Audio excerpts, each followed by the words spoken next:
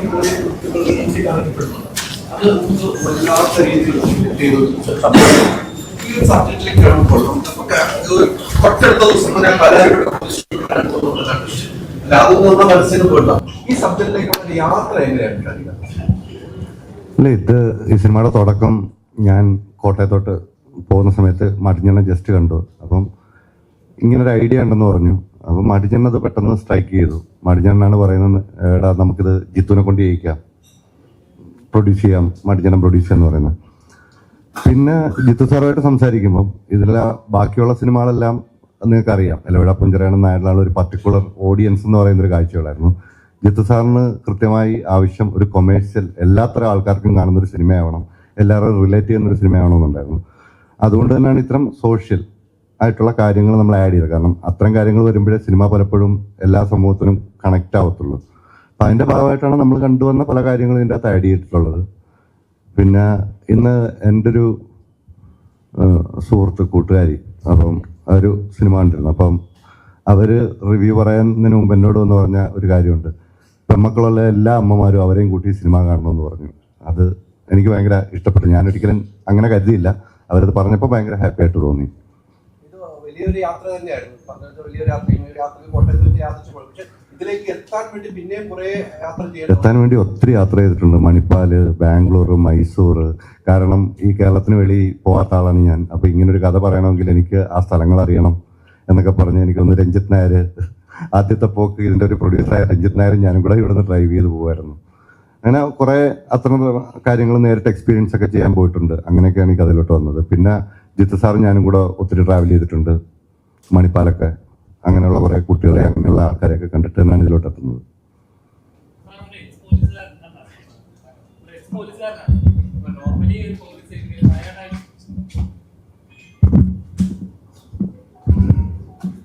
നായാട്ടിലായാലും ഇതിലായാലും ഒക്കെ നമ്മൾ കാണുമ്പോൾ പോലീസുകാരുടെ വേറൊരു വേഷം കാണുന്നുണ്ട്. അപ്പം ശരിക്കും അതാണോ ഇങ്ങനത്തെ ഒരു ഇൻസ്പിറേഷൻ, ഇങ്ങനത്തെ സ്റ്റോറികൾ ചെയ്യാൻ? പോലീസുകാർ മറുവശം ഉണ്ട്, അല്ലെങ്കിൽ അവരുടെ നെഗറ്റീവ് ഷെയ്ഡ്സും കാണിക്കുന്നുണ്ടല്ലോ. ഇല്ല, അങ്ങനൊന്നും ചിന്തകളൊന്നുമില്ല. ഇപ്പൊ നായാട്ടെന്ന് പറയുന്ന സിനിമയിലാണ് കൃത്യമായി ഒരു പോലീസിന്റെ വശം പറയണമെന്ന് ആഗ്രഹിച്ച സിനിമ. ബാക്കി ജോസഫാണല്ലോ, എലവിട പുഞ്ചരയാണല്ലോ, ഈ സിനിമയാണല്ലോ അങ്ങനെ ഒരു പോലീസ് വശമൊന്നും അല്ല. പക്ഷെ ഇതൊരു എപ്പോഴും എൻ്റെ സിനിമകൾ ഞാൻ തന്നെ തിരിഞ്ഞു നോക്കിയാൽ കാണുന്നത് ഒരു ക്യാരക്ടർ ഓറിയന്റഡ് ആയിട്ട് പോകുന്നൊരു സിനിമയാണ്. അവിടെ ഇവിടെ ഹരിശങ്കർ ഉണ്ട്. ഹരിശങ്കർ ബാക്കി എല്ലാ കഥാപാത്രത്തെക്കാളും എനിക്ക് കുറെ കൂടെ പ്രിയപ്പെട്ടതാണ്. കാരണം ചാക്കോച്ചൻ ഫസ്റ്റ് ഡേ അഭിനയിച്ചു കഴിഞ്ഞപ്പോൾ തന്നെ വളരെ, ഞാൻ പറഞ്ഞു, രണ്ടാമത്തെ മൂന്നാമത്തെ ദിവസം ഞാൻ ആ സെറ്റിൽ പിന്നെ പോയിട്ടില്ല. ഓക്കെ എന്നൊരു ഫീൽ അന്ന് കിട്ടി. പിന്നെ ആ സെറ്റിലോട്ട് പോയിട്ടില്ല. ഞാൻ എൻ്റെ ഇടയ്ക്ക് സിനിമ ചെയ്യാൻ പോയതാണ്. പക്ഷെ അത് അപ്പോഴേ നമുക്ക് അതിൻ്റെ ഒരു വൈബ് കിട്ടും. ഇനിഷ്യൽ ഒരു 3 ദിവസം കിട്ടും. അത് ഭയങ്കര പോസിറ്റീവായിരുന്നു. ചാക്കോച്ച, ഇപ്പൊ കണ്ടിറങ്ങിയ ഓരോ പ്രേക്ഷകനും പറഞ്ഞ 5-ാം പാതിരെ വെല്ലുന്ന ലെവലിൽ കഥയാണ് ഇത്. കണ്ടിറങ്ങുമ്പോൾ തന്നെ കറക്റ്റ് മീറ്റർ ചാക്കോച്ചൻ എന്ന ആക്ടർ ഇത്രയും ഗംഭീരമായി പെർഫോം ചെയ്ത ഒരു സിനിമ വേറെ ഉണ്ടോ എന്ന് ഈയിടെ കണ്ടത് വെച്ചിട്ടായിട്ട്. അപ്പൊ ഇങ്ങനൊരു ക്യാരക്ടർ ആവാൻ വേണ്ടി എന്തെങ്കിലും പ്രിപ്പറേഷൻസ് കൊണ്ടുവരും? ഇതിലെ ഞാൻ പലപ്പോഴും പറഞ്ഞിട്ടുള്ള ഞാനൊരു പ്രോസസ്സിൽ വിശ്വസിക്കുന്ന ആളാണ്. ഇപ്പം ഒരു കഥ കേൾക്കുമ്പോൾ നമ്മൾ എക്സൈറ്റഡ് ആവുന്നു. അത് നമ്മൾ ഇതിനു മുമ്പ് ചെയ്തിട്ടുള്ള സിനിമകളിൽ നിന്നും എത്രത്തോളം മാറി നിൽക്കുന്നു എന്നുള്ളത് നമ്മൾ ഒരുപാട് ഭ്രമിപ്പിക്കാറുണ്ട്. ആ കഥാപാത്രമാകാൻ വേണ്ടി നമുക്ക് ഇനി എന്തൊക്കെ ചെയ്യാനായിട്ട് സാധിക്കും എന്നുള്ളൊരു അന്വേഷണവും ഒരു പഠനവും അതിൻ്റെ ഭാഗത്തായിട്ടുണ്ട്. ഷാഹി നേരത്തെ സൂചിപ്പിച്ചു, ഈ ഒരു സിനിമയ്ക്ക് വേണ്ടിയിട്ട് പല സ്ഥലങ്ങളിൽ യാത്ര ചെയ്തു എന്ന് പറയുന്ന കൂട്ടത്തിൽ ഞങ്ങൾ യാത്ര ചെയ്ത് വേറൊരു രീതിയിലായിരുന്നു. ഇപ്പം ഞാൻ നേരത്തെ സൂചിപ്പിച്ചു, ഹരിശങ്കറിൻ്റെ ഒരു ഇമോഷണൽ ട്രാവലിംഗ് കൂടെ ഈ സിനിമയിലുണ്ട്. അപ്പം ഇയാളുടെ ഇമോഷണൽ ഒരു പാറ്റേൺ എങ്ങനെ ആയിരിക്കും, അല്ലെങ്കിൽ വേരിയേഷൻസ് എങ്ങനെ ആയിരിക്കും എന്നറിയാൻ വേണ്ടിയിട്ട് 1-2 സൈക്കാട്രിസ്റ്റുകളോട് നമ്മൾ സംസാരിക്കുകയും അവരുടെ ഫീഡ്ബാക്കും കാര്യങ്ങളൊക്കെ എടുക്കുകയും ചെയ്തിട്ടുണ്ട്. പിന്നെ കുറച്ച് ഫിസിക്കലിയും ഡിമാൻഡിങ് ആയിട്ടുള്ള ക്യാരക്ടറായിരുന്നു ഹരിശങ്കർ. അപ്പം അതിനുവേണ്ടി അതിനുള്ള റിഹേഴ്സൽസും കാര്യങ്ങളൊക്കെ ഇപ്പം പുറകെ ഇരിക്കുന്ന കുറച്ച് ടീമുകളുണ്ട്. അപ്പോൾ അവരോടൊക്കെ നമ്മൾ ചെയ്തിട്ടുണ്ട്. അപ്പം അങ്ങനത്തെ റിഹേഴ്സൽസ് അല്ലെങ്കിൽ കഥാപാത്രത്തിന് വേണ്ടിയുള്ള പഠനങ്ങൾ, അത് സംവിധായകനോടൊപ്പം അല്ലെങ്കിൽ തിരക്കഥാകൃത്തിനോടൊപ്പമുള്ള ആ യാത്രകളും സംഭാഷണങ്ങളും എല്ലാം ഒരുപാട് എന്നെ ഹെൽപ്പ് ഔട്ട് ചെയ്തിട്ടുണ്ട്. പിന്നെ ഇതെല്ലാം കഴിഞ്ഞിട്ട് നമ്മളൊരു സെറ്റിലേക്ക് വരുമ്പോൾ, അപ്പോൾ ഫസ്റ്റ് ഡേ ആ ഒരു ലൊക്കേഷനിലേക്ക് നമ്മൾ വരുന്നു, ആ പോലീസ് യൂണിഫോമിൽ വരുന്നു, നമ്മൾ പറയുന്ന ഡയലോഗുകളും നമ്മൾ ചെയ്യുന്ന കാര്യങ്ങളും എന്തൊക്കെയാണെന്നുള്ളത് നമുക്കറിയാം, വ്യക്തമായിട്ട് അറിയാം. അതിനുവേണ്ടി നമ്മൾ ആ ലൊക്കേഷനിൽ ആ ക്യാമറയുടെ മുമ്പിൽ വന്ന് നിൽക്കുമ്പോൾ ആ ഒരു ആംബിയൻസ്, നമ്മുടെ കൂടെ അഭിനയിക്കുന്ന ആൾക്കാർ, ഇതെല്ലാം നമ്മളെ ആ ക്യാരക്ടറിലേക്ക് കൊണ്ടുവരാൻ വേണ്ടി അറിഞ്ഞും അറിയാതെയും ഒരുപാട് ഹെൽപ്പ് ഔട്ട് ചെയ്യാറുണ്ട്. അപ്പോൾ ആ രീതിയിൽ ഞാൻ ഒരുപാട് ഭാഗ്യവാനാണ്. കാരണം ഈ തരത്തിലെല്ലാം കൂടെ നിൽക്കുന്നവരാണെങ്കിലും കൂടെ അഭിനയിക്കുന്നവരാണെങ്കിലും എല്ലാം ആ തരത്തിൽ എന്നെ ഹെൽപ്പ് ഔട്ട് ചെയ്യാനാണ്, ആ ഒരു കഥാപാത്രമായിട്ട് മാറാനായിട്ട് ഒരുപാട് സഹായിച്ചിട്ടുണ്ട്. പിന്നെ എന്ത് വേണം എന്ത് വേണ്ട എന്നുള്ളതിനെ പറ്റി വ്യക്തമായിട്ട് അറിയാവുന്ന ഒരു ടീമുണ്ടെങ്കിൽ, പ്രത്യേകിച്ച് സംവിധായകനും തിരക്കഥാകൃത്തും ഉണ്ടെങ്കിൽ, ഒരു അഭിനേതാവിന് ജസ്റ്റ് അങ്ങനെ നിന്നു കൊടുത്താൽ മതി എന്നാണ് എനിക്ക് തോന്നുന്നത്. കാരണം ബാക്കിയെല്ലാം സ്വാഭാവികമായിട്ടുണ്ടാവും. ഓർഗാനിക് ആയിട്ടുള്ളൊരു ഗ്രോത്തും ഒരു ഡെവലപ്മെൻറ്റും ഒരു ഇൻവോൾവ്മെൻറ്റും എല്ലാം ഈ കഥാപാത്രത്തിന് ഉണ്ടായിട്ടുണ്ട്. എനിക്ക് പെട്ടെന്ന് ഓർമ്മ വരുന്നത്, ശരിക്കും ഞാനും അതിൽ അപ്പോൾ ആ ഇൻട്രോ സീൻ തന്നെയാണ് നമ്മൾ ആദ്യം ഷൂട്ട് ചെയ്തത് സിനിമയുടെ. അപ്പോൾ ആ ഡയലോഗുകൾ പറയുമ്പോഴും ആ കാര്യങ്ങൾ ചെയ്യുമ്പോഴും ശ്രീകാന്ത് പുള്ളിച്ചേട്ടൻ എൻ്റെ കൂടെ ഉണ്ടായിരുന്നു. അപ്പം ഷോട്ട് കഴിഞ്ഞിട്ട് പുള്ളി എൻ്റെ അടുത്ത് വന്ന് വളരെ പോസിറ്റീവായിട്ടുള്ളൊരു ഫീഡ്ബാക്ക് തന്നു. അപ്പം അത് ഒരു അഭിനേതാവ് എന്നുള്ള നിലയിൽ നമുക്ക് ശരിക്കും ഒരു അവാർഡ്, ഒരു അംഗീകാരം കിട്ടുന്നതിന് തുല്യമാണ്. അപ്പോൾ അത് ഞാൻ നേരത്തെ സൂചിപ്പിച്ച പോലെ അറിഞ്ഞും അറിയാതെ നമ്മുടെ കഥാപാത്രമായി മാറാൻ വേണ്ടി ഒരുപാട് ഫാക്ടേഴ്സ് ഹെൽപ്പ് ഔട്ട് ചെയ്യുന്നുണ്ട്. അത് ത്രൂ ഔട്ട് ഈ സിനിമയിൽ ഉണ്ടായിരുന്നു എന്നുള്ളതാണ് ഏറ്റവും വലിയ ഭാഗ്യം. ഒരു ബോളിവുഡ് ലെവലിലേക്ക് അല്ലെങ്കിൽ ഒരു ഹോളിവുഡ് ലെവലിലേക്ക് പെർഫോം ചെയ്ത ഒരു ആക്ടറാണ് താങ്കൾ. ജോക്കർ ആ ലെവലുണ്ടോ, എക്സ്പ്രഷനും കാര്യങ്ങളൊക്കെ ആ ലെവലിൽ പെർഫോം ചെയ്യാൻ പറ്റുന്ന ഒരു വേഴ്സറ്റൈൽ ആക്ടറാണ് താങ്കൾ. അപ്പോൾ ആ എങ്ങനെയുണ്ട് ചാക്കോച്ചനെ പോലെ ഒരു നായകന്റെ കൂടെ പിടിച്ചു നിൽക്കാനല്ല, മുട്ടി നിൽക്കാനായിട്ടുള്ള ആ ഒരു ഇതുണ്ടല്ലോ, ആ ഒരു മൊമെന്റ് ഉണ്ടല്ലോ, എങ്ങനെ ഉണ്ടായിരുന്നു? ഭയങ്കര രസമായിരുന്നു. ഭയങ്കര എൻജോയ് ചെയ്താണ് ഞങ്ങളെല്ലാവരും. സിനിമയിൽ നിങ്ങൾ ഭയങ്കര ഇൻറ്റൻസ് ആയിട്ട് കാണുന്ന സീൻസൊക്കെ ശരിക്കും നമ്മൾ ഭയങ്കര ചിരിച്ചും കളിച്ചും എൻജോയ് ചെയ്താണ് ചെയ്യുന്നത്. എസ്പെഷ്യലി ഇത്രയും നല്ലൊരു ടീമുള്ളപ്പോൾ നേരത്തെ ചേട്ടൻ പറഞ്ഞ പോലെ തന്നെ ഇറ്റ്സ് വെരി ഈസി, ഓർഗാനിക്കലി ഇത് സംഭവിക്കും. നമുക്കൊരു സ്പേസ് തന്ന ഒരു ഡയറക്ടറാണ്, ഒരു പ്രൊഡ്യൂസറാണ്, ഒരു എൻറ്റയർ ടെക്നിക്കൽ ടീമും കോ ആക്ടേഴ്സും ഒക്കെയാണ്. അപ്പോൾ I think credit goes to them. Of course ഇതിന് ഈ ഒരു ക്യാരക്ടർ ഭയങ്കര ഹെവി ഡ്രഗ് യൂസറാണ്. അപ്പോൾ അതിനുള്ള കുറച്ച് റീസെർച്ചും കാര്യങ്ങളൊക്കെ ചെയ്യേണ്ടി വന്നു. പക്ഷെ other than that credit goes to ആ സ്ക്രിപ്റ്റ് ആൻഡ് ദ ടീം. ഞാൻ പൊതുവെ ലോ പ്രൊഫൈൽ കീപ്പ് ചെയ്യാൻ ആഗ്രഹിക്കുന്ന ഒരാളാണ്. അതുകൊണ്ടാണ്. പക്ഷെ എനിക്ക് ആവശ്യത്തിനുള്ള കാര്യങ്ങൾ ഞാൻ എടുക്കാറുണ്ട് കേട്ടോ.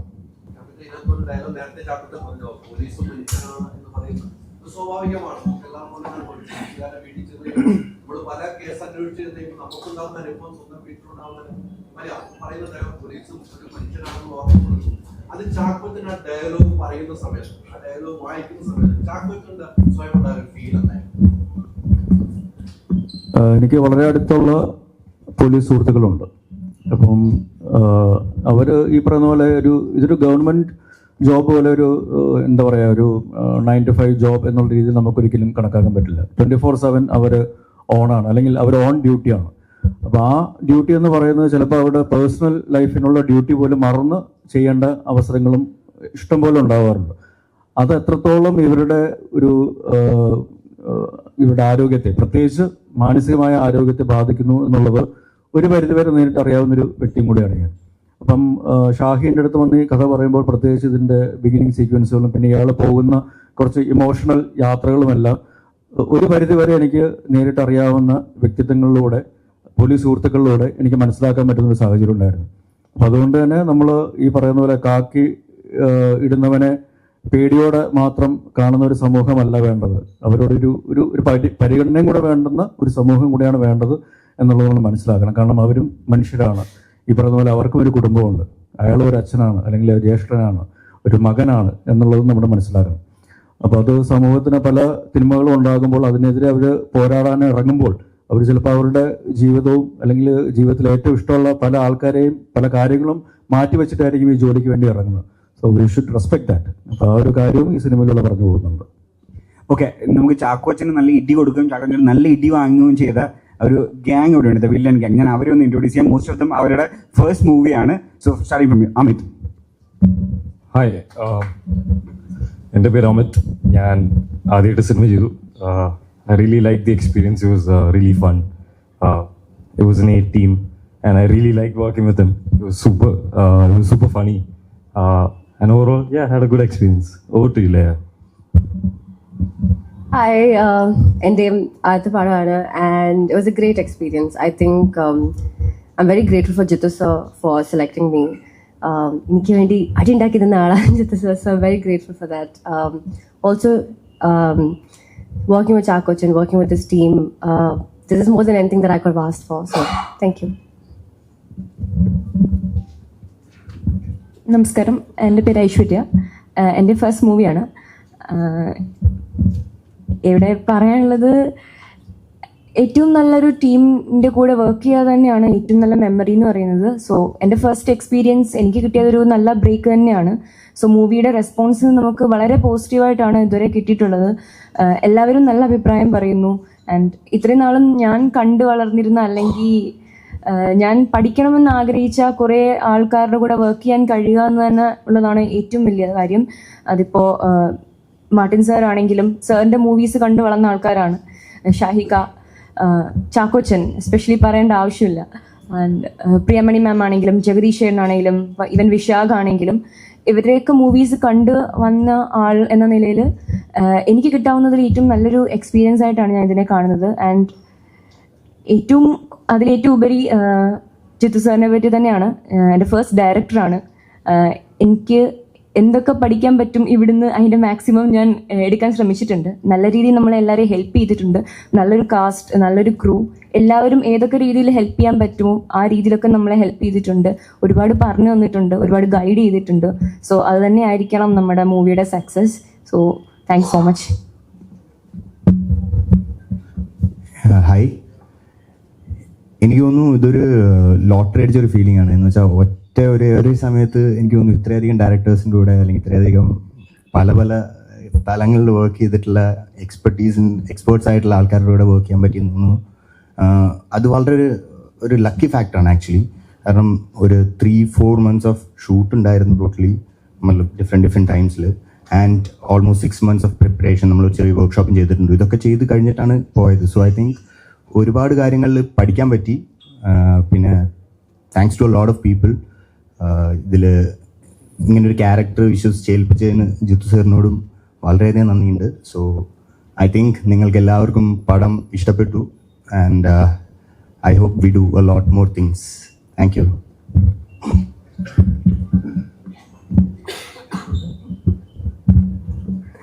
ഹലോ, ഞാൻ വില്ലനല്ല. ഇവിടെ ഇരുന്നത് കൊണ്ട് അടുത്തതിരുന്നുകൊണ്ട് പറഞ്ഞു എന്നേ ഉള്ളൂ.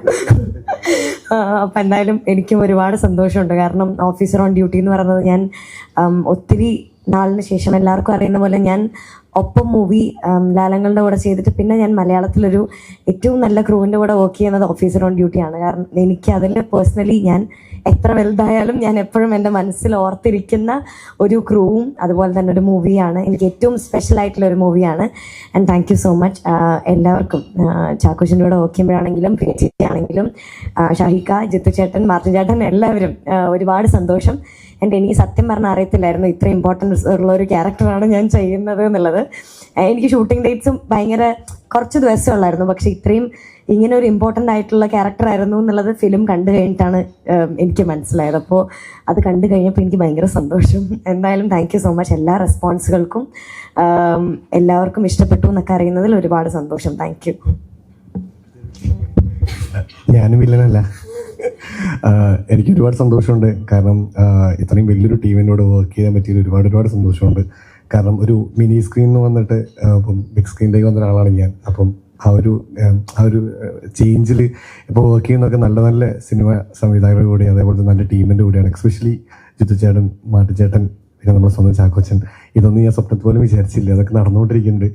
ഞാനും ലോട്ടറി അടിച്ച ഫീൽ തന്നെയാണ് നിൽക്കുന്നത്.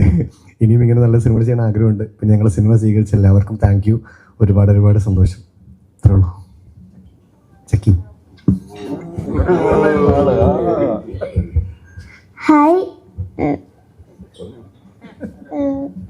ഹായ്, എല്ലാവർക്കും മൂവി ഇഷ്ടപ്പെട്ടു എന്ന് വിചാരിക്കുന്നു.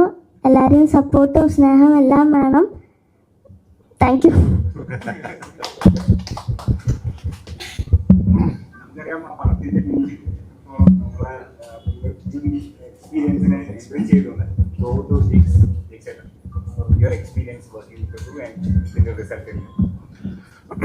റിസൾട്ടിൽ ഒരുപാട് സന്തോഷം.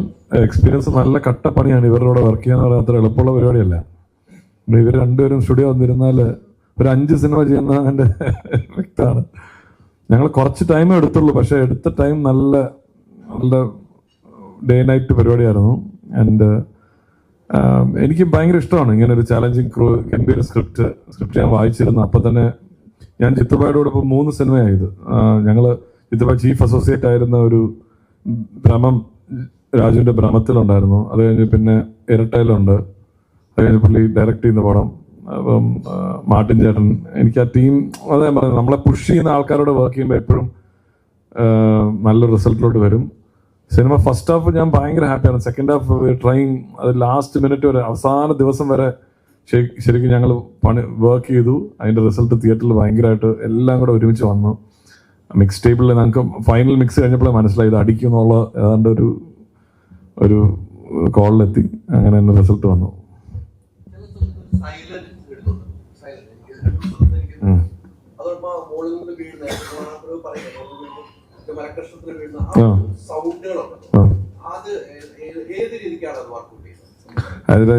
അത് നമ്മുടെ ഡിപ്പാർട്ട്മെന്റ് അല്ലല്ലോ, അത് സൗണ്ട് ഡിസൈൻ അല്ലേ.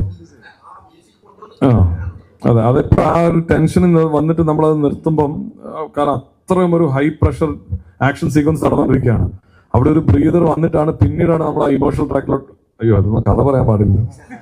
അപ്പം അങ്ങനത്തെ അത് ഒരു സൗണ്ട് ഡിസൈൻ ഞങ്ങൾ ഫൈനൽ മിക്സിൽ ഇരിക്കുമ്പോൾ മാർട്ടിൻ ചേട്ടനുണ്ട്, ഡയറക്ടറുണ്ട്, അങ്ങനെ എല്ലാവരും കൂടെ ഇരിക്കുന്ന ഒരു ഡിസിഷനിൽ എടുക്കുന്നതാണ്. ഇപ്പൊ എന്റെ കഥ മൊത്തം പറയേണ്ടി വരും.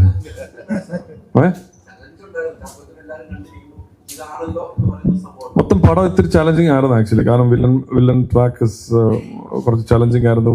ഭയങ്കര ഇമോഷനും ഈ പറയുന്ന ഹെവി ഇന്റൻസ് സീൻസ്, ഇന്റർവ്യൂവും, ഇത് മൊത്തം അങ്ങോട്ടും ഇങ്ങോട്ടും കയറി കിടക്കുകയാണല്ലോ. അപ്പം കറക്റ്റ് ഗൈഡൻസ് ഇവരുടെ ഭാഗത്തുനിന്നുണ്ടായിരുന്നു. അതാ നമുക്ക് ഭയങ്കര പണിയറിയാവുന്ന ഡയറക്ടേഴ്സും ആക്ടേഴ്സും കൂടെ ഉള്ളപ്പോൾ നമ്മുടെ പണി എളുപ്പമാണ്. അപ്പൊ അതിന് സപ്പോർട്ട് ചെയ്താൽ മതി. പിന്നെ ഞാൻ ഈ ജോണർ ചെയ്ത് കുറച്ച് പരിചയമുണ്ട്, ത്രില്ലേഴ്സ്. അപ്പം അത് ക്രാക്ക് ചെയ്യാൻ ഡിഫിക്കൽട്ടിയിലുപരി ഇവർക്ക് ഇഷ്ടപ്പെടുന്ന, നമുക്ക് എല്ലാവർക്കും ഇഷ്ടപ്പെടുന്ന ഒരു കണ്ടന്റിലോട്ട് എത്താനാണ്. ത്രില്ലേഴ്സ് ചെയ്യാനല്ല പാട്, അത് ഡയറക്ടറും ഇവർ ഉദ്ദേശിച്ച കഥയിലോട്ട് അത് കണക്ട് ആവുന്നുണ്ടോ, കറക്റ്റ് യൂസ് ഓഫ് മ്യൂസിക് ആണോ, ഇന്റൻസ് പേസ് കൂടുന്നുണ്ടോ, അതിലോട്ടൊക്കെ എത്താനായിരുന്നു. അത് വലിയ ടെൻഷൻ ഇല്ലാത്ത, ഇവരുടെ കൂടെ വർക്ക് ചെയ്യുമ്പോഴുള്ള പ്രഷറൊന്നും അല്ല, പടം നന്നായിട്ട് വരുന്നതിന്റെ ഒരു സന്തോഷമുണ്ട്.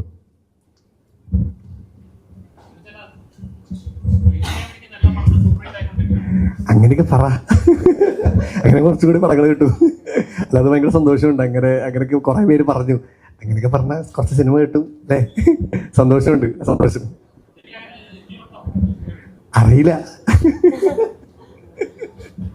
ജീത്തു സാർ ഇവിടെ ഇരട്ട സിനിമയിൽ നിന്ന് ഓഫീസറിലേക്ക് വരികയാണെങ്കിൽ, ഇരട്ട സിനിമയെ ഇനി ഒന്നുകൂടെ കാണാൻ പറ്റുമോ എന്ന് ചോദിച്ചാൽ എനിക്ക് പറ്റില്ല. അത്രയും ഹോണ്ടിങ് ആണ് സിനിമ.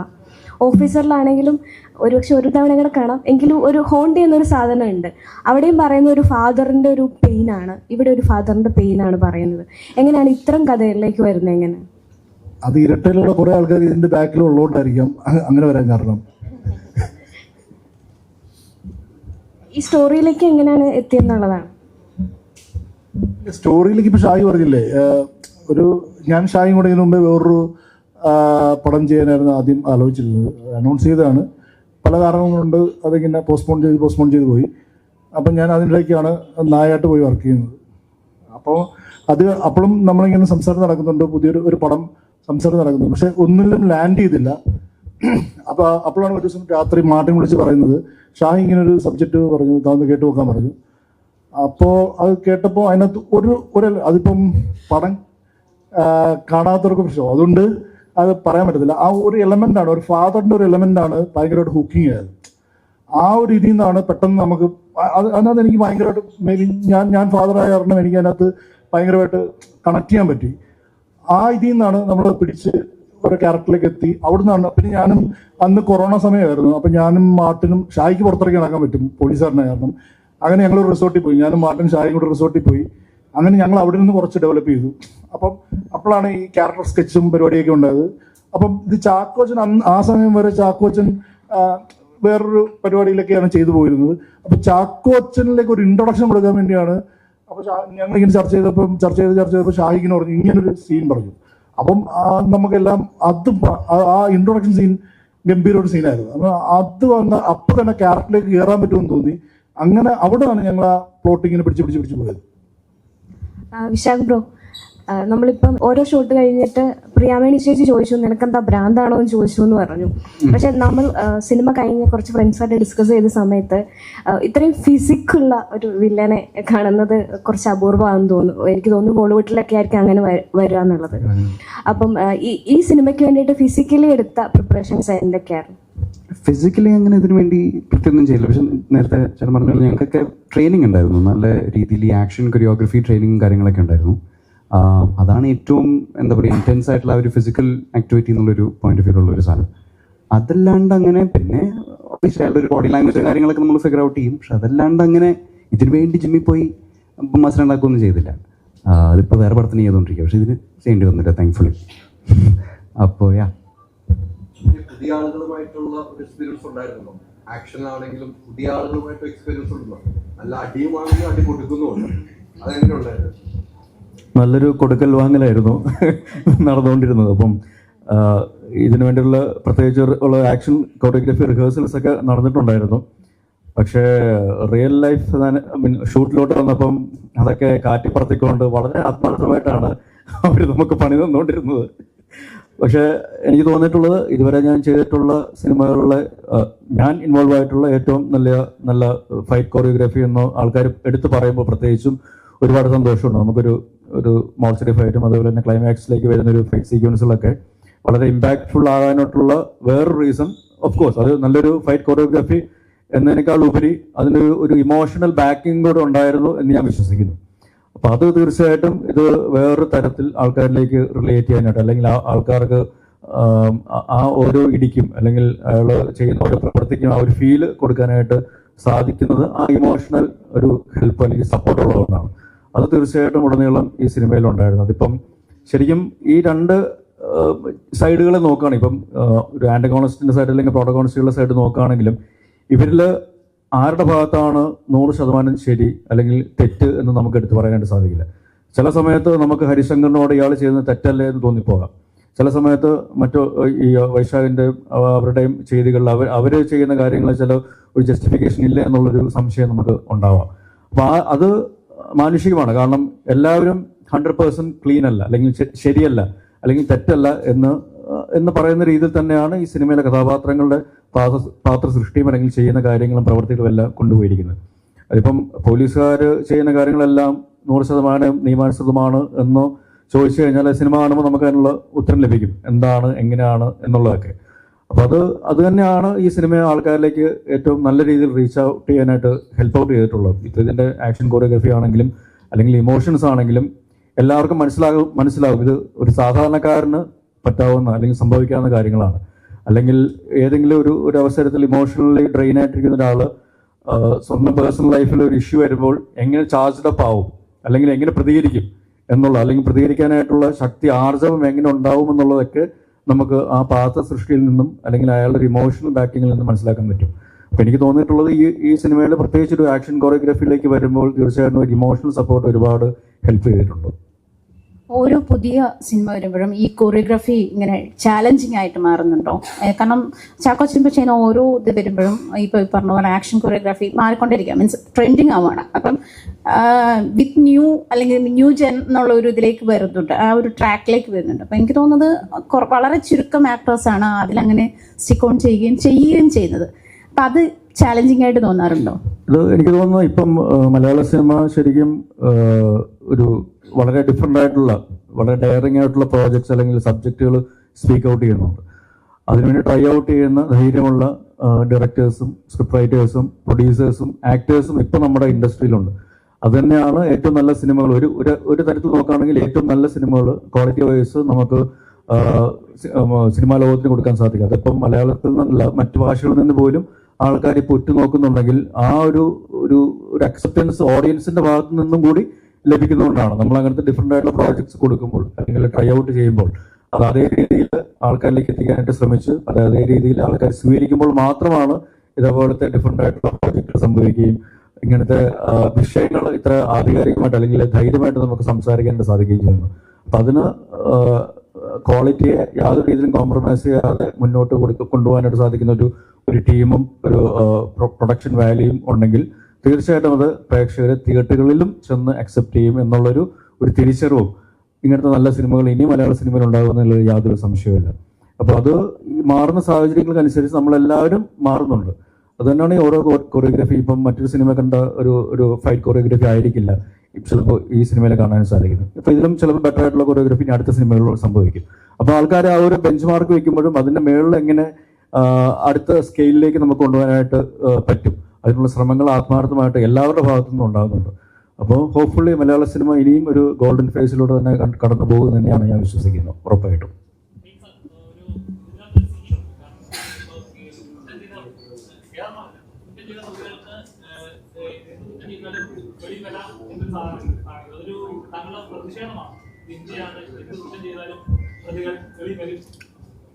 ജാമ്യം ഒരു 6 മാസത്തിൽ കൂടുതലൊന്നും ഏത് കേസിനും അങ്ങനെ കിടക്കാറില്ല. നമുക്കറിയാം, നല്ല അഡ്വക്കേറ്റോ ഇതൊക്കെ ഉണ്ടെങ്കിൽ ജാമ്യം കൊടുക്കാറുണ്ട്. അത് നമ്മുടെ നീതിന്യായ വ്യവസ്ഥയുടെ ഒരു രീതി തന്നെയാണത്. കാരണം നമ്മളല്ലേ 1000 കുറ്റവാളികൾ രക്ഷപ്പെട്ടാലും ഒരു നിരപരാധി പോലും ശിക്ഷിക്കപ്പെടരുതെന്നുള്ളതാണ് നമ്മുടെ നിയമം. സോ അതങ്ങനെ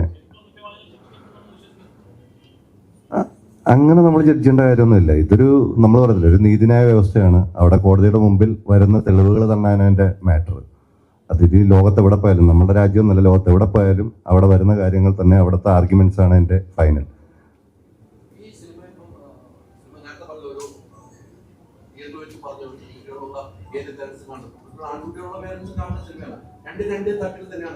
പക്ഷേ ഈ സിനിമ കണ്ടു കഴിയുമ്പോൾ പല കുട്ടികളും പല മേഖലയിൽ പഠിക്കാൻ വേണ്ടി പല സ്ഥലങ്ങളാണ് ജോലി ചെയ്യുന്നത്. ഈ പേരൻസിന് ഒരു ഭയങ്കരമായിട്ട് മോട്ടിവേഷൻ ചെയ്യുന്ന ഒരു സിനിമയായിട്ടാണ് എനിക്ക് തോന്നുന്നത്. അങ്ങനെ എന്തെങ്കിലും കോള് വന്നു ഈ സിനിമ കണ്ടു കഴിഞ്ഞപ്പോൾ, ഈ സിനിമ കണ്ട ഫാമികൾ ഉണ്ടാകാം, ഈ കാണേണ്ടതാണ്, അങ്ങനെ മനസ്സിലാക്കാൻ രസകരമായ ഒരു കാര്യം പറയാം. അത് പോട്ടെ, ആ ചോദ്യത്തിന് രണ്ടാമതോടെ ഈ സിനിമ കഴിഞ്ഞിട്ട് ഞാൻ ഇദ്ദേഹത്തെ കാണാറുണ്ട്. ഞങ്ങൾ തമ്മിൽ ഇതുവരെ സംസാരിച്ചിട്ടില്ല. ഈ സിനിമ കണ്ട് കഴിഞ്ഞാൽ ആദ്യമായി ഓടി വന്ന് ഇദ്ദേഹം എന്നെ കെട്ടിപ്പിടിച്ചൊരു ഉമ്മ വന്നു. എനിക്ക് ഏറ്റവും പോസിറ്റീവ് റെസ്പോൺസ് തോന്നിയൊരു കാര്യമാണ്. പിന്നെ ഫാമിലി എന്താ ചോദിച്ചായിരുന്നു? പല മേഖലയിലുള്ള കുട്ടികൾക്ക് എറണാകുളത്ത് നിന്ന് പഠിക്കുന്ന, ബാംഗ്ലൂര് അങ്ങനെ പഠിക്കുന്ന കുറെ പേരൻസിന് ഈ സിനിമ കണ്ടു കഴിയുമ്പോൾ അവർക്കൊരു എന്താണ് ഇല്ല, മനസ്സിലാഴത്തിലല്ല, നമ്മൾ ശ്രദ്ധിക്കേണ്ട കാര്യങ്ങൾ മക്കളുടെ കാര്യങ്ങളിൽ ശ്രദ്ധിക്കുക. ഇനി യൂത്ത് ആണേലും, ഇപ്പം ഞാൻ എൻ്റെ മകനോടാണെങ്കിലും പറയുന്നൊരു കാര്യമുണ്ട്, ഡ്രഗ്സ് ഒഴിച്ചിട്ടുള്ള എന്തും ഓക്കെയാണ്, അതിൻ്റെ ഇഷ്ടങ്ങളാണത്. പക്ഷെ ഈ കാര്യത്തിൽ മാത്രം പോരെന്ന് പറയുന്നത്, കാരണം ഞാൻ പോലീസുകാരെന്നുള്ള രീതിയിൽ പല ജീവിതങ്ങളും പല വീടുകളിലും കയറി ഇറങ്ങിയിട്ടുള്ളതാണ്, പല സാഹചര്യങ്ങളിലും. അപ്പോൾ അത് ഭയങ്കര നമ്മളെ ബുദ്ധിമുട്ടിക്കും. ഇപ്പം നേരത്തെ ചാക്കോച്ചനോട് ചോദിച്ചൊരു പോയിന്റ് ഉണ്ട്, എന്തുകൊണ്ടാണ് പോലീസുകാരുടെ പ്രശ്നം എന്ന് ചോദിച്ചു കഴിഞ്ഞാൽ, നിങ്ങൾക്കെല്ലാം നമ്മളെല്ലാം ലൈഫിൽ എന്തെങ്കിലുമൊക്കെ ട്രോമയുള്ള ആൾക്കാരായിരിക്കും. സെയിം സിറ്റുവേഷൻ ഒരിക്കലും നിങ്ങൾക്കൊക്കെ പറ്റും, നമുക്ക് അവിടെ പോകാതിരിക്കാൻ പറ്റും. ഞങ്ങൾ പോലീസുകാർ ഒരു പ്രശ്നം എന്താണെന്ന് വെച്ച് കഴിഞ്ഞാൽ, നമുക്ക് ഏറ്റവും ട്രോമയുള്ള സ്ഥലത്താണെങ്കിലും ഡ്യൂട്ടിയുടെ ഭാഗമായി പോയി നിൽക്കേണ്ടി വരും. ഇത് എത്രമാത്രം നമ്മളെ ഡിപ്രസ്ഡ് ആക്കുക എന്നുള്ളത് വെളിയിൽ ആർക്കും അറിയില്ല. കാരണം ഞങ്ങൾക്ക് അത് ചെയ്താൽ പറ്റും. ഇപ്പം രക്തം കണ്ടാൽ തലകറങ്ങുന്ന ആളാണ് ഞാൻ പോലീസിൽ, സത്യമായിട്ടും. പക്ഷെ ഞാൻ എത്രയോ ആക്സിഡന്റ് സീനിൽ നിന്ന് ബോഡി എടുത്തുകൊണ്ട് പോകുന്നുണ്ട്. അതെനിക്ക് ഭയങ്കര ട്രോമയാണ്. പക്ഷെ എനിക്കത് ചെയ്യാതിരിക്കാൻ പറ്റില്ല. ഇതാണ്, ഇങ്ങനത്തെ ഒരു വിഷയമൊക്കെയാണ് നമ്മളുടെ സിനിമയിലും ഏറെക്കുറെ പറഞ്ഞു പോകുന്ന കാര്യങ്ങൾ.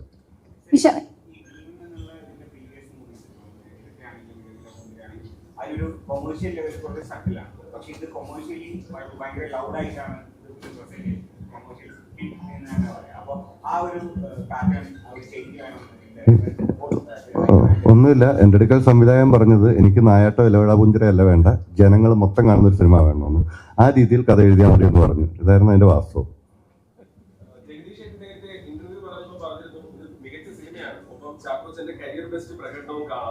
ഈ ഹരിശങ്കർ എന്ന് പറഞ്ഞ കഥാപാത്രം സ്റ്റിൽ ചാക്കോച്ചന്റെ ശരീരത്തിന് മനസ്സിലൊക്കെ ഉണ്ടോ? ഇതിന് സെക്കൻഡ് പാർട്ട് പ്രതീക്ഷിക്കാമോ? അല്ല, ഹരിശങ്കറിന്റെ കഥാപാത്രം അങ്ങനെ ശരീരത്തിൽ മനസ്സിലൊന്നുമില്ല. അത് ഞാൻ പറഞ്ഞത്, അത് ആ നമ്മൾ ചെന്ന് നിൽക്കുന്ന ആ ഒരു സാഹചര്യങ്ങളും നമ്മൾ പറയുകയും ചെയ്യുകയും ചെയ്യുന്ന കാര്യങ്ങളൊക്കെയാണ് അതിൽ നമ്മളെ കഥാപാത്രമായിട്ട് നിർത്തുന്നത്. അതിനുശേഷം നമ്മൾ വീട്ടിൽ ചെന്നിട്ട് ഹരിശങ്കർ കാണിക്കുന്ന കാര്യങ്ങൾ ഞാൻ എൻ്റെ ഭാര്യയോട് കാണിച്ചാൽ മിക്കവാറും ഈ വേദിയിൽ ഞാൻ ഇരിക്കേണ്ടി വരത്തില്ലായിരിക്കും, അല്ലെങ്കിൽ വേറെ ഷേപ്പിലായിരിക്കും ഇരിക്കുക. പക്ഷെ ഓരോ വ്യത്യസ്തമായ കഥാപാത്രങ്ങൾ ചെയ്യാനുള്ള ഒരു ചാലഞ്ച് ക്രിയേറ്റേഴ്സ് നമുക്ക് ഇട്ട് തരുമ്പോൾ അത് ഏറ്റെടുക്കാനായിട്ട് സാധിക്കുക, അല്ലെങ്കിൽ അങ്ങനത്തെ അവസരങ്ങൾ ലഭിക്കുന്നത് ഒരു അഭിനേതാവ് എന്നുള്ള രീതിയിൽ എനിക്ക് മാത്രമല്ല ഏതൊരു അഭിനേതാവിനും ഒരു എക്സൈറ്റിംഗ് ആയിട്ടുള്ള ഫാക്ടറാണ്. അത് എനിക്ക് തോന്നുന്നു ഇപ്പം മലയാളത്തിൽ ഒട്ടുമിക്ക ആൾക്കാർക്ക് അഭിനേതാക്കൾക്ക് ലഭിക്കുന്നുണ്ട് എന്നുള്ളതാണ്. അപ്പോൾ അതൊരു വളരെ അപ്രീഷിയേറ്റ് ചെയ്യേണ്ട ഒരു വസ്തുതയാണ്. പിന്നെന്തായിരുന്നു അതിൻ്റെ കൂടെ അതിനെപ്പറ്റി ചിന്തിച്ചിട്ടില്ല. ആഗ്രഹമുണ്ട്, ഇല്ലാതില്ല. പക്ഷെ അതിനു മുമ്പ് ഈ പറയുന്ന പോലെ ഇത് നമുക്ക് റെസ്പോൺസ് കിട്ടുന്നതനുസരിച്ചുള്ള രീതിയിൽ പ്രേക്ഷകർ തിയേറ്ററിലേക്ക് വരണം എന്നുള്ളതും കൂടെ അറിയിക്കുകയാണ്. കാരണം ഒരു സോഷ്യൽ മെസ്സേജും കൂടെ ഉണ്ട്. അത് പക്ഷെ കുറച്ചും കൂടെ എന്റർടൈനിങ് ആയിട്ട് എൻഗേജിങ് ആയിട്ടാണ് നമ്മൾ പറഞ്ഞു പോയിരിക്കുന്നത്. ഇപ്പം ഇതിലെ മറ്റു കഥാപാത്രങ്ങളെ പറ്റി പറയുകയാണെങ്കിൽ പോലും ഇപ്പം ജഗദീഷ് ചേട്ടൻ എന്നെ പറ്റി പറയുന്ന പോലെ ജഗദീഷ് ചേട്ടനെ നമ്മളറിയാം ഈ കുറച്ച് നാളുകളായിട്ട് വേറൊരു വേർഷൻ ഓഫ് ജഗദീഷ് ചേട്ടൻ, ഒരു റീഇൻവെന്റഡ് ജഗദീഷ് എന്നൊരു ആക്ടറിനെ നമ്മൾ കാണുന്നുണ്ട്. അപ്പോൾ ആ രീതിയിൽ ജഗദീഷ് ചേട്ടൻ്റെ ഒരു വളരെ ഇമോഷണലി ചാർജ്ഡ് ആയിട്ടുള്ള ഒരു പെർഫോമൻസ് ഇതിൽ കാണാനായിട്ട് സാധിക്കും. ഞങ്ങൾ ഇതിനു മുമ്പ് ഒരുപാട് സിനിമകളിലെ കുറേയധികം കഥാപാത്രങ്ങൾ, വളരെ രസകരമായിട്ടുള്ള കഥാപാത്രങ്ങളും സിനിമകളുമാണ് ചെയ്തിട്ടുള്ളതെങ്കിൽ ഇതിൽ വളരെ വ്യത്യസ്തമായിട്ടുള്ള, ഇതുവരെ അങ്ങനെ ഞങ്ങൾ പരസ്പരം അങ്ങനത്തെ രീതിയിൽ ഒരു ഫ്രെയിമിൽ വന്ന് അഭിനയിക്കാത്ത രീതിയിലുള്ള സീക്വൻസുകളും ഡയലോഗുകളും ഒക്കെയാണ് ചെയ്യാനായിട്ട് സാധിച്ചിട്ടുള്ളത്. അപ്പോൾ അതൊരു തരത്തിൽ നോക്കുകയാണെങ്കിൽ ഒരു ആക്ടറിന്റെ എവല്യൂഷന്റെ ഭാഗമായിട്ടും അല്ലെങ്കിൽ ആ പ്രോസസ്സിൽ നമ്മൾ കൂടെ യാത്ര ചെയ്യുന്നുണ്ട് എന്നുള്ള അറിയുന്നൊരു വലിയൊരു കാര്യമാണ്. അതുപോലെ തന്നെ പ്രിയാമണി ഒരുപാട് നാളുകൾക്ക് ശേഷം വേറൊരു ശക്തമായ കഥാപാത്രമായിട്ട്, ഗീത എന്നൊരു കഥാപാത്രമായിട്ട് ഇതിൽ വരുന്നുണ്ട്. എനിക്ക് തോന്നുന്നത് കേരളത്തിലെ ഒരു വീട്ടമ്മമാരുടെ ഒരു വൺ ഓഫ് റെപ്രസെൻറ്റേറ്റീവ് എന്നുള്ള രീതിയിൽ നമുക്കിത് കാണാനായിട്ട് സാധിക്കും.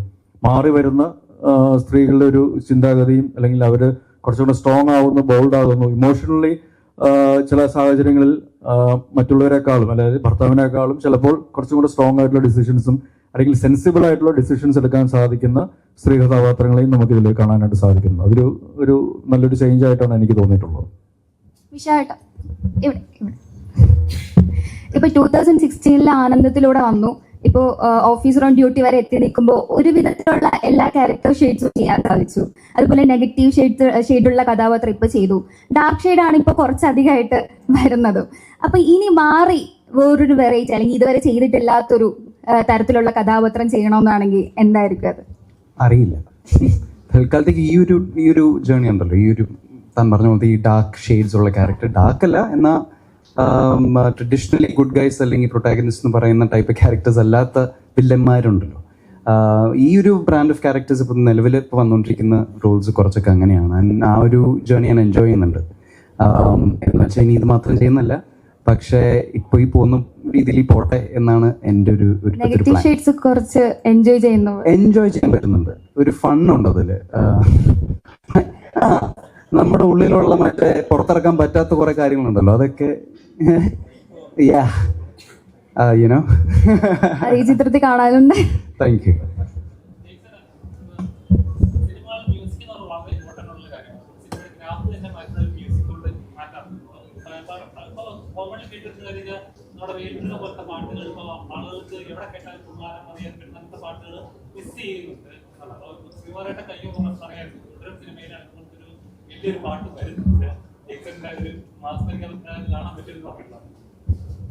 ഉണ്ട്. കാരണം ഞാനിനി പറഞ്ഞ അത് വലിയ അനൗൺസ്മെന്റും കാര്യങ്ങളൊക്കെ വരും അതിന്റെ.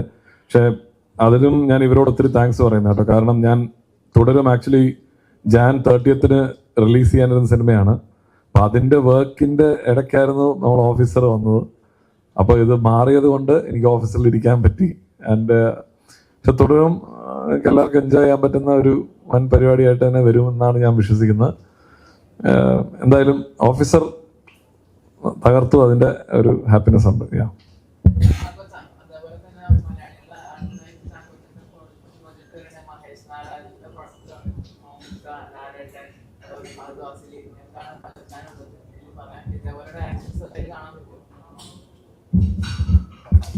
ഞാനൊരു 3 ദിവസം മാത്രമേ അഭിനയിച്ചിട്ടുള്ളൂ. എൻ്റെ പോർഷൻസ് അവരുമായിട്ടുള്ള കോമ്പിനേഷൻസും കാര്യങ്ങളൊക്കെ ചെയ്യാൻ പോകുന്നേ ഉള്ളൂ. തീർച്ചയായിട്ടും മലയാള സിനിമയ്ക്ക് അഭിമാനിക്കാവുന്ന ഒരു സിനിമ തന്നെയായിരിക്കും. കാരണം അത്രയ്ക്ക് നല്ല നമുക്ക് മലയാള സിനിമയെ ലോക സിനിമയ്ക്ക് മുന്നിൽ കാണിക്കാൻ പറ്റുന്ന രീതിയിലുള്ള ടാലന്റുകൾ ആ സിനിമയുടെ മുന്നിലും പുറകിലും ഉണ്ട്, അല്ലെങ്കിൽ കൂടെയുണ്ട്. അപ്പോൾ തീർച്ചയായിട്ടും നിങ്ങളെപ്പോലെ തന്നെ ഞാനും എക്സൈറ്റഡ് ആണ്. മഹേഷ് എന്ന് പറയുമ്പോൾ നമുക്കറിയാം ടെക്നിക്കലി ഏതെല്ലാം രീതിയിൽ ഒരു സിനിമയെ ഒരു ഹൈയിലേക്ക് കൊണ്ടുവരാനായിട്ട് സാധിക്കാൻ കഴിവുള്ളൊരു വ്യക്തിയാണെന്നുള്ളത്, അല്ലെങ്കിൽ ടെക്നീഷ്യൻ ആണെന്നുള്ളത്. തീർച്ചയായിട്ടും ആ ഒരു ടെക്നിക്കൽ എക്സ്പെർട്ടീസ് സിനിമയിൽ കാണാൻ സാധിക്കും. ഓഫ് കോഴ്സ് അത് ഇതുവരെ നമ്മളങ്ങനെ കണ്ട് പരിചിതമല്ലാത്ത ഒരു ടെറൈൻ അല്ലെങ്കിൽ ഒരു ബാക്ക് ഡ്രോപ്പിലാണ് അത് പറഞ്ഞു പോകുന്നത്. അത് തീർച്ചയായിട്ടും ഒരു എക്സൈറ്റിംഗ് എക്സ്പീരിയൻസ് തന്നെയായിരിക്കും സിനിമ ലവേഴ്സിന്. പ്രത്യേകിച്ച് അത് തിയേറ്ററിൽ തന്നെ വന്ന് കാണേണ്ട ഒരു സിനിമയാണ് എന്നുള്ളൊരു കാര്യവും അടിവരയിട്ട് പറയുന്നു.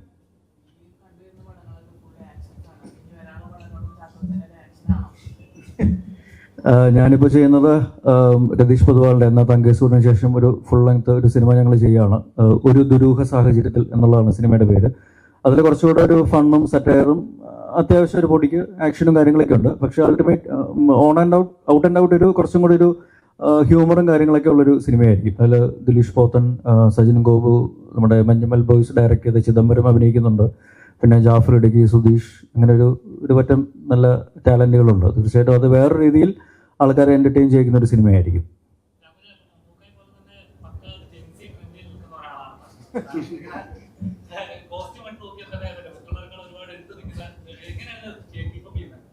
എൻ്റെ ഭാര്യയാണ് അതിൻ്റെ കാരണക്കാരി. പിന്നെ മമ്മൂക്കയെ നമ്മളെല്ലാവരും ഫോളോ ചെയ്യുന്ന ഒരു ഏറ്റവും ട്രെൻഡിയസ്റ്റ് എന്താ പറയുക ഒരു മാൻ ആണ്, അല്ലെങ്കിൽ ഒരു ചാപ്പ് എന്ന് വേണമെങ്കിൽ നമുക്ക് വിളിക്കാം. അല്ലാതെ പുള്ളിയാണ് ഏറ്റവും the coolest Guy in town now.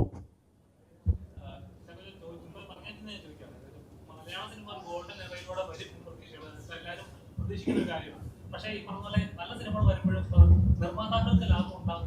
ഇപ്പോൾ നടക്കുന്ന കാര്യങ്ങളൊക്കെ അറിയുന്നുണ്ടാവും. അപ്പം ശരിക്കും വിശ്വസിക്കുന്നുണ്ടോ നിർമ്മാതാക്കൾക്ക് കൃത്യമായി ലാഭം കിട്ടുന്നില്ല, സിനിമകളിലൂടെ നല്ല ട്രാക്കിൽ പോകണം? നല്ല സിനിമകൾ, ഓടുന്ന സിനിമകളൊക്കെ നിർമ്മാതാക്കൾക്ക് ലാഭം കിട്ടുന്നുണ്ട് തന്നെയാണ് ഞാൻ വിശ്വസിക്കുന്നത്. കാരണം ഞാനും ചില സിനിമകളുടെ നിർമ്മാണ പങ്കാളിയായിട്ടുള്ളതാണ്. അപ്പോൾ ആ രീതിയിൽ നോക്കുകയാണെങ്കിൽ ഞാൻ സാറ്റിസ്ഫൈഡ് ആയിട്ടുള്ള ആളാണ്. പക്ഷേ നമ്മൾ ചെയ്യുന്ന പ്രോഡക്റ്റ് അത് എല്ലാം പ്ലാൻ ചെയ്ത പോലെ സംഭവിക്കണമെന്നില്ല. ഇപ്പോൾ സിനിമയുടെ കാര്യമാണെങ്കിലും ഈ 2020 പോലെയാണ്. ഏത് നിമിഷവും പല കാരണങ്ങൾ കൊണ്ട് റിസൾട്ട് വേറെ രീതിയിൽ മാറ്റിമറിക്കപ്പെടാം. അപ്പോൾ നമ്മൾ നമ്മുടെ മാക്സിമം ട്രൈ ഔട്ട് ചെയ്യുന്നു, മാക്സിമം ഔട്ട്പുട്ട് കൊടുക്കാനായിട്ട് ശ്രമിക്കുന്നു. പിന്നെ ഒരു സിനിമ എന്ന് പറയുന്ന ഒരുപാട് ഘടകങ്ങളിൽ ഡിപ്പെൻഡൻ്റ് ആണ്. ചിലപ്പോൾ ഒരു മഴ വരുമ്പോൾ ആ ഒരു ദിവസത്തെ കളക്ഷൻ എന്ന് പറയുന്നത് വളരെ അധികം ബാധിക്കപ്പെട്ടേക്കാം. അല്ലെങ്കിൽ വേറെ എന്തെങ്കിലും റീസൺസ് കൊണ്ട്, ഇപ്പം പരീക്ഷ സമയമാണെങ്കിലും ചിലപ്പോൾ നമ്മൾ വിചാരിച്ച ഒരു കളക്ഷൻ പോയിന്റ് കിട്ടിയില്ലാതെ വരാം. പക്ഷെ അതെല്ലാം ഓവർകം ചെയ്യുന്ന രീതിയിലുള്ള വേറെ മാർക്കറ്റിംഗ് അല്ലെങ്കിൽ ഇൻകം ജനറേറ്റ് ചെയ്യുന്ന പല വേറെ ഏരിയാസ് ഉണ്ട്. അപ്പം അതും കൂടെ ഹൈലൈറ്റ് ചെയ്ത് അതും കൂടെ നമ്മൾ മാക്സിമം എക്സ്പ്ലോർട്ട് ചെയ്യാൻ നോക്കുക. പക്ഷെ അൾട്ടിമേറ്റ്ലി നല്ല സിനിമ, ക്വാളിറ്റി സിനിമ, ആൾക്കാരെ എൻ്റർടൈൻ ചെയ്യാൻ പറ്റുന്ന സിനിമ കൊടുക്കുകയാണെങ്കിൽ തീർച്ചയായിട്ടും എല്ലാവർക്കും അത് ഗുണകരമാവും. പിന്നെ അൺനെസസറി ആയിട്ടുള്ള ഇഷ്യൂസ് ബ്ലോ അപ്പ് ചെയ്യാതെ നമ്മൾ കുറച്ചും കൂടെ കാര്യഗൗരവമായിട്ട് സിനിമയെ സമീപിക്കുകയാണെങ്കിൽ തീർച്ചയായിട്ടും അതിൻ്റെ റിസൾട്ട് കിട്ടുമെന്ന് ഞാൻ വിശ്വസിക്കുന്നു.